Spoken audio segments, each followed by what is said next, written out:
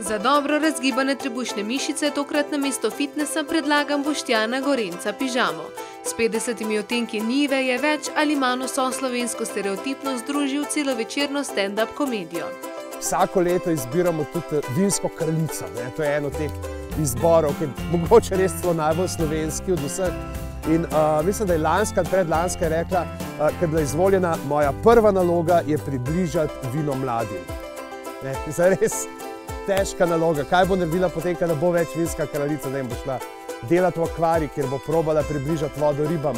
V udobju stola sredi njive je pižama na kratko opisal predstavo in izpostavil eno izmed odmevnejših stereotipnih težav Slovencev. Pravzaprav bi jo najbolj opisal to predstavo, da gre za predstavo, kjer seciram neke te slovenske značilnosti, se pravi, da bojo čisto vsi, ko bojo prišli gledati to predstavo, amben ne bo v njej spoznal sebe, vsi bojo pa spoznali svojega soseda. Pižama z besedami v stand-upu ni suhoparil in nam zagotovil, da bo v začetku marca premierni večer poln smeha in zabave.